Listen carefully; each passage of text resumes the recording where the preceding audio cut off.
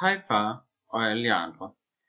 Vi håber I nyder dagen, og vi synes at du, far, skulle have en lille hilsen her fra Grønland på din store dag, selvom vi desværre ikke selv kunne være til stede. Det kan måske interessere dig, at vejret på selve dagen var sådan her. Det må I selv bedømme, om det er godt eller skidt. Jeg har tænkt meget over, hvordan jeg skulle skrue en sådan hilsen sammen, men nåede frem til, at jeg ville gøre brug af det, jeg nogle gange kan, så jeg har lavet et lille historisk foredrag. Du er født i 1947. Det var året, hvor jerntæppet for alvor sænkede sig over Europa, og det skabte en del bekymring over hele Europa. Og det har nok også været med til at præge dig, kan man sige. Du er også en mand, der gør dig store bekymringer, måske også en gang med mere end godt er. Men 1947 var også året, hvor FN forsøgte at løse Palæstina-konflikten ved at lancere tostatsløsningen, som jo så stadig ikke rigtig er blevet til noget.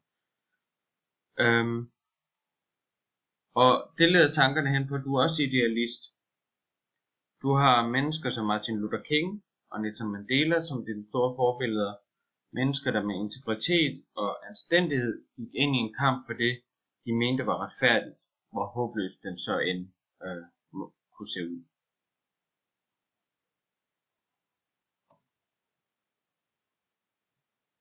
I 1947 var sidst, men ikke mindst også året, hvor dødehavsrullerne blev fundet.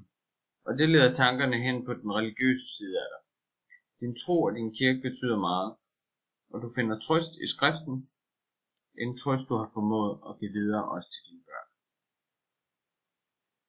Der blev naturligvis også født andre mennesker end dig i 1947, og der har jeg faktisk formået at finde visse ligheder, som jeg vil gøre til genstand for næste del af det her foredrag.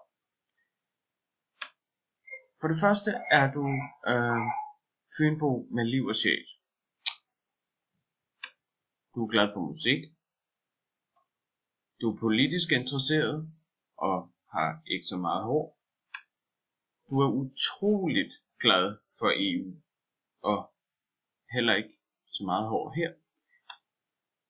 Du står fast ved din overbevisning, og det med håret synes efterhånden at være en tendens. Og så er du, ja, jeg ved ikke, den her den er nok lidt sværere. Og så er du utrolig glad for børn. Da du var på besøg hos os for et år siden, var det en rigtig ekstra stor fornøjelse for os at se, hvordan du glad og gerne satte dig ned og legede med Jørgen og hans legetøj. Og hvad angår børnene, så sender de også en stor hilsen til dig. De savner dig. På selve din fødselsdag var Jørgen dog lidt slap i koderne.